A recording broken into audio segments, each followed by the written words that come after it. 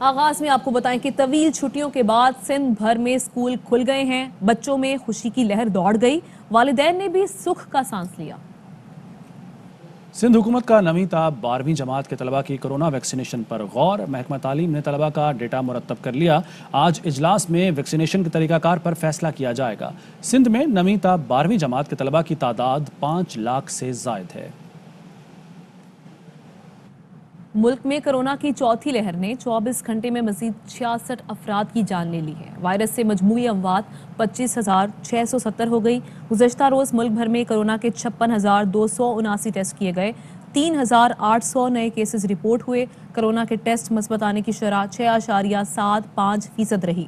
سندھ میں کورونا کے مثبت کیسز کی شرح 11.18 اور پنجاب میں 7% سے بڑھ گئی۔ خیبر پختونخوا میں کورونا کے مثبت کیسز کی شرح 6.76، بلوچستان میں 4.94 ریکارڈ کی گئی۔ ملک میں کورونا کے فعال کیسز کی تعداد 93,690 ہو گئی۔ رخ کریں گے راولپنڈی کا، جہاں وزیر صحت پنجاب یاسمین راشد پریس کانفرنس کر رہی ہیں۔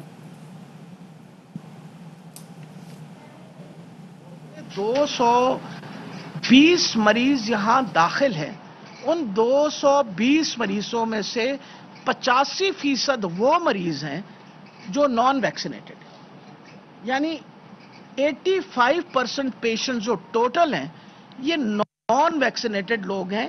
یعنی اس کا مطلب ہے کہ جب یہ وبا کے ساتھ سب سے زیادہ افیکٹ وہ لوگ ہوں گے جو نان ویکسینیٹڈ ہیں، اور اسی وجہ سے یہی تناسب جو ہے پورے پنجاب کے اندر آ رہا ہے۔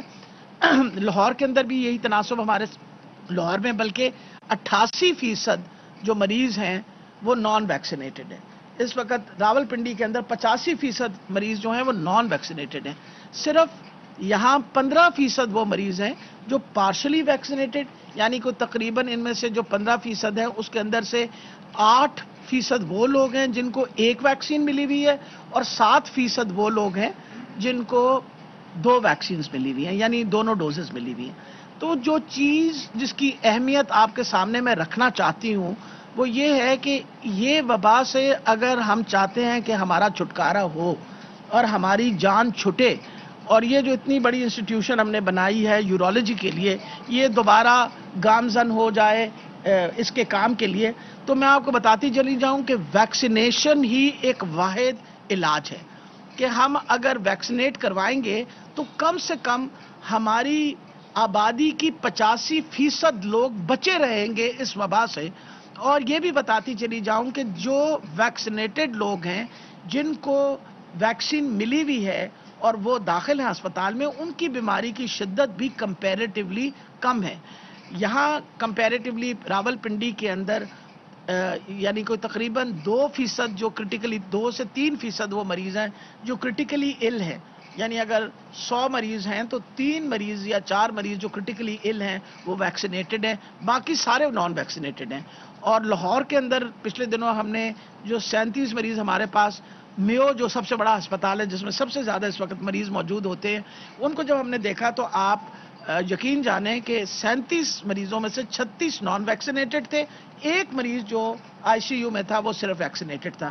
تو اس لیے ویکسینیشن کی اہمیت کو ہم جتنا زیادہ اس کے اوپر شعور لوگوں میں پیدا کریں، اور آپ کی وسادت سے میرا خیال ہے یہ بہت ضروری ہے کہ اگر ہم چاہتے ہیں کہ اس وبا سے نکلیں اور اللہ کرے کہ یہ جو معیشت کا پہیہ ہے وہ دوبارہ اسی طرح چلنا شروع ہو اور پاکستان کے اندر حالات میں بہتری آئے، تو ویکسینیشن ہی واحد علاج ہے۔ اس وقت پنجاب کے اندر آپ کو پتہ ہے کہ ہم نے مائکرو مینج کر کے بھی ویکسینیشن کا سلسلہ شروع کیا، یعنی محلوں میں بھی ہم لوگ اپنی ٹیمز لے گئے ہیں اپنے سینٹر سے باہر نکال کے، تاکہ تعداد جو ہے ویکسینیشن کی ہے جو ہے بڑھنا شروع ہو جائے۔ ڈاکٹر یاسمین آپ کو بتائیں کہ یاسمین راشد اس وقت میڈیا سے مخاطب تھے، انہوں نے کہا کہ کورونا کی چوتھی لہر میں مریضوں کی تعداد بڑھ رہی ہے۔ پچھلے 24 گھنٹے میں 1609 مریض پنجاب میں سامنے آئے ہیں۔ افغانستان سے امریکی انخلا کی ڈیڈ لائن پوری ہونے سے پہلے کابل ایئرپورٹ پر ایک اور راکٹ حملہ ہوا جس کی کسی نے ذمہ داری قبول نہیں کی، جبکہ دوسری طرف امریکہ نے خود کش حملہ آور کی گاڑی کو ڈرون سے نشانہ بنانے کی تصدیق کی ہے۔ امریکی صدر جو بائیڈن افغانستان میں نئی جنگ شروع کرنا نہیں چاہتے، داعش کے خلاف ڈرون حملے جاری رکھیں گے۔ مشیر امریکی قومی سلامتی کا کہنا ہے کہ امریکہ میں ڈرون حملوں کے ممکنہ خطرات پر گہری نظر ہے۔ کابل ایئرپورٹ پر حملے کے باعث فلائٹ آپریشن متاثر ہوا ہے۔ امریکی صدر جو بائیڈن کو کابل ایئرپورٹ پر ہونے والے راکٹ حملے کے متعلق بریفنگ دی گئی ہے۔ اس حملے میں 5 راکٹ ایئرپورٹ پر داغے گئے تھے، لیکن ایئرپورٹ کے خودکار میزائل دفاعی نظام نے اس حملے کو ناکام بنا دیا تھا۔ کابل ایئرپورٹ دھماکے کے عینی شاہدین اور متاثرین نے تصدیق کی ہے کہ 26 اگست کو ہونے والے 2 بم دھماکوں کے بعد لوگوں کو امریکی افواج کی فائرنگ کا نشانہ بنتے دیکھا۔ زخمیوں کے مطابق امریکی فوجیوں نے ہجوم پر فائرنگ کی تھی اور قریبی سڑکوں کو بلاک کر دیا تھا، جو لوگوں کے مزید زخمی ہونے اور ان کی اموات کی وجہ بنا۔ افغان طالبان کے سربراہ ملا ہیبت اللہ اخونزادہ قندھار پہنچ گئے ہیں۔ طالبان ذرائع نے برطانوی خبر رساں ادارے کو ان کی قندھار آمد کی تصدیق کر دی ہے۔ طالبان ترجمان کے دفتر کے مطابق ملا ہیبت اللہ بہت جلد منظر عام پر آئیں گے۔ ملا ہیبت اللہ 2016 سے طالبان کے سربراہ ہیں۔ سیاسی، مذہبی اور عسکری معاملات پر ان کے فیصلے کو حتمی مانا جاتا ہے۔ افغانستان میں امریکہ کی طویل ترین جنگ کا خاتمہ کل ہونے جا رہا ہے۔ غیر ملکی افواج کے انخلاء کی ڈیڈ لائن میں 1 دن رہ گیا۔ برطانیہ اور امریکہ کے بعد فرانس نے بھی انخلاء مکمل کر لیا۔ طالبان نے ڈیڈ لائن کے بعد بھی افغان شہریوں سمیت 100 ممالک کو انخلاء کی یقین دہانی کرا دی۔ اشرف غنی نے اچانک حکومت چھوڑ کر غلطی کی۔ افغان طالبان کے ترجمان سہیل شاہین کا قطری نیوز چینل کو انٹرویو، کہا ہمارے لوگ کابل کے باہر بیٹھے پرامن اقتدار کی منتقلی کا انتظار کر رہے تھے۔ اشرف غنی کو افغانستان کے لوگوں کا پیسہ واپس کرنا ہوگا۔ made a mistake by abandoning the government all of a sudden while we were waiting a peaceful transfer of power and our forces were waiting at the gate of Kabul city. He has taken the money of the people of Afghanistan, so it doesn't belong to him. So the money should be returned. Why should he take the money of the people of Afghanistan when himself at the last moment? چینی وزیر خارجہ کا امریکی ہم منصب سے رابطہ۔ افغانستان کی صورتحال پر تفصیلی تبادلہ خیال۔ امریکہ کو اپنی تشویش سے آگاہ کیا۔ چینی وزیر خارجہ نے کہا کہ جلد بازی میں انخلاء نے شدت پسند گروپوں کو جگہ بنانے میں مدد دی۔ امریکہ دوہرے معیار کی بجائے افغانستان کی مدد کے لیے ٹھوس اقدامات کرے، افغانستان کی معاشی معاونت کرے، 2 طرفہ تعلقات میں بہتری کے لیے خود مختاری کو مجروح نہ کیا جائے۔ انہوں نے امریکہ کو کورونا پر بھی سیاست سے باز رہنے کا مشورہ دیا۔ امریکی وزیر خارجہ نے کہا افغانستان سے انخلاء آخری مراحل میں ہے، امید ہے طالبان افغان سرزمین دہشت گردوں کی آماج کا بننے نہیں دیں گے۔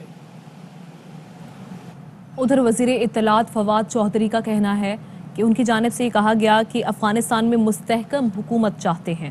اس کی بہت سی وجوہات ہیں۔ مستحکم حکومت سے مراد مخلوق حکومت کا قیام ہے، اس کے علاوہ کوئی حل نہیں۔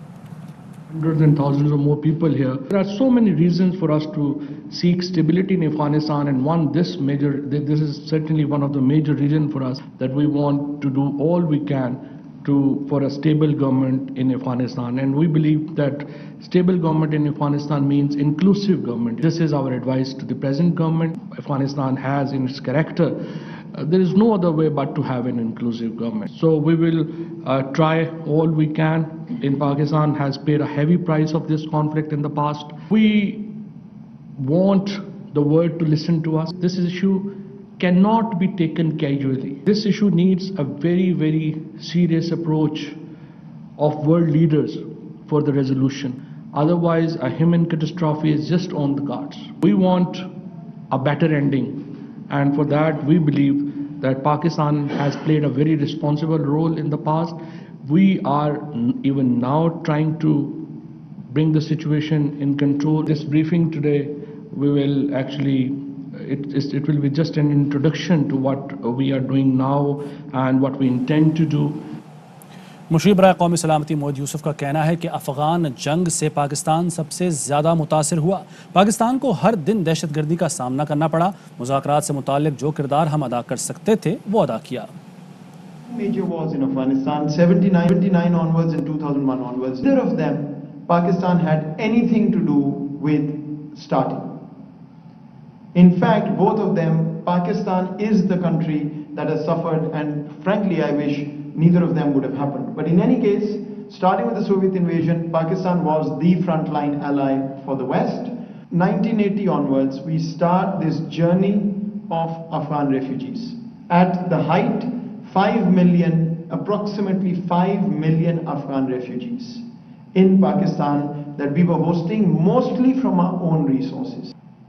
Going from moral equivalent of the founding fathers to Pakistan being the ally to suddenly Pakistan is the isolated ex-ally and now sanctioned country. For the average Afghan, they had been betrayed. They had been used, abused and thrown away. Abandonment, betrayal, no contact with the ground, intelligence or otherwise. اور افغانستان کی بدلتی صورتحال کے پاکستان پر اثرات. Saint اور قومی assembly کی دفاعی کمیٹیوں کے ارکان کی GHQ آمد. ارکان کو تیزی سے بدلتی صورتحال اور پاکستان کی پالیسی پر عسکری حکام کی بریفنگ. ذرائع کا کہنا ہے کہ اراکین army chief general Qamar Javed Bajwa سے بھی ملاقات کریں گے. عسکری قیادت کی جانب سے داخلی سلامتی اور افغان صورتحال پر پالیسی سے آگاہ کیا جا رہا ہے. سینٹ کی دفاعی کمیٹی کی سربراہی مشاہد حسین سید کر رہے ہیں. قومی اسمبلی کی دفاعی کمیٹی کے سربراہ امجد علی خان ہیں. سینٹ اور قومی اسمبلی کی دفاعی کمیٹیوں کی جانب سے بریفنگ کے لیے کہا گیا تھا. بلیٹن میں شامل کریں گے کچھ مزید خبریں ایک بریک کے بعد. خبروں کا سلسلہ آگے بڑھاتے ہیں. آپ کو بتائیں کہ وزیر اعظم کے معاون خصوصی شہباز گل کا فیصل آباد میں عوامی فلاح کے لیے تاریخی اقدام. ملحقہ گاؤں قصبوں میں 39 سرکاری سکولز کو پرائمری سے مڈل میں اپ گریڈ کر دیا. کلاسز کے اجراء کے افتتاح کے موقع پر شہباز گل کا کہنا تھا کہ اس اقدام سے مڈل تعلیم کی سہولتوں سے محروم ہزاروں طلبہ مزید تعلیم حاصل کر سکیں گے. جالندھر میں لڑکیوں کا ڈگری کالج اور ڈشکوٹ میں لڑکوں کا ڈگری کالج منظور کرایا گیا. تعلیم کے فروغ کے لیے وزیر اعظم کے ویژن کے مطابق اقدامات کر رہے ہیں. تعلیم کے ساتھ روزگار کے مواقع فراہم کرنے پر بھی خصوصی توجہ ہے. وزیر اعلیٰ پنجاب سے فورٹ منرو میں قبائلی عمائدین اور معززین نے ملاقات کی. وزیر اعلیٰ کا کہنا تھا کہ فورٹ منرو سمیت کوہ سلیمان کے مکینوں کو مساوی سہولتیں فراہم کریں گے. کوہ سلیمان ڈیولپمنٹ اتھارٹی کو فعال کر کے دائرہ کار بڑھا دیا. KSDA راجن پور کے قبائلی علاقوں کی ترقی پر کام کرے گی. سابق حکمرانوں نے جان بوجھ کر پسماندہ علاقوں کو نظر انداز کیا. عمائدین نے علاقے نے کہا کہ آپ کی قیادت میں پسماندہ علاقوں کی قسمت بدل رہی ہے. وزیر اعلیٰ نے عمائدین سے بلوچی اور سرائکی زبان میں حال احوال کیا. خبر ہے کراچی سے جہاں جرائم پیشہ افراد بے لگام ہو گئے. شہری غیر محفوظ ہیں. رضویہ میں اسکول کے سامنے موٹر سائیکل چھین لی گئی. اسٹریٹ کرمنلز اور اسکول گارڈ کے درمیان فائرنگ کے تبادلے میں گارڈ زخمی ہو گیا. ناظم آباد میں شہری کو موبائل فون اور نقدی سے محروم کر دیا گیا. لاہور کے علاقے مانگا منڈی کے گھر میں ڈکیتی کی واردات. 8 ڈاکو اسلحے کے زور پر اہل خانہ کو یرغمال بنا کر 12 لاکھ روپے لوٹ کر فرار ہو گئے. متاثرہ شہری نے تھانے میں درخواست جمع کرا دی ہے. ادھر لاہور میں ہی 24 گھنٹے کے دوران 12 افراد کو مبینہ طور پر اغوا کر لیا گیا. ورثاء نے متعلقہ تھانوں میں مبینہ مغویوں کی بازیابی کے لیے درخواستیں جمع کرا دی. مبینہ مغویوں میں 1 سرکاری ملازم، 4 لڑکیاں اور 4 بچے بھی شامل ہیں. پنجاب پبلک سروس کمیشن کے ٹیلی فون آپریٹر شجاع احمد کا بیدیاں روڈ کو مبینہ طور پر اغوا کر لیا گیا، جس کی بازیابی کے لیے درخواست جمع کرا دی گئی. لاہور میں میٹرو بس سروس تیسرے روز بھی بند. انتظامیہ اور میٹرو بس سروس کے ملازمین کے درمیان مذاکرات کامیاب نہ ہو سکے. مزید جانتے ہیں اپنے نمائندے نذیر بھٹی سے. نذیر بھٹی، کیا اس وقت صورتحال ہے؟ جی، میٹرو بس سروس جو ہے وہ آج تیسرا دن ہے کہ بند ہے اور لاہور کے لوگ جو ہے وہ اس حوالے سے پریشان ہو. ملازمین اور کمپنی کے درمیان کوئی مذاکرات جو ہے وہ نہیں ہو سکے. اس حوالے سے بات کرتے ہیں ظہیر سے. مطالبات ہمارے جو کہ تو ہیں، کوئی بندہ ہمارے ساتھ مذاکرات کرنے کو تیار ہے. نہ حکومتی لیول سے کوئی بندہ آیا ہے، نہ ہی مینجمنٹ کی طرف سے. ہمارا جو مطالبہ ہے، واجبات کی ادائیگی ہے، وہ ہے HR کے ساتھ. ہماری ریکویسٹ ہے کہ ہیومن رائٹس والے ہیں، اس ڈپارٹمنٹ کو ہمارے سامنے بٹھا کے ٹیبل ٹاک کریں. ہم انشاءاللہ کورٹ کا دروازہ بھی کھٹکائیں گے اور تب تک یہاں بیٹھے ہیں جب تک یہ معاملات ہمارے کلیئر نہیں ہوتے. ان کا کہنا ہے کہ اب وہ کورٹ کا دروازہ بھی کھٹکھٹائیں گے کہ اپنے حقوق حاصل کر سکیں. جی، واپس آئیں گے بریک کے بعد.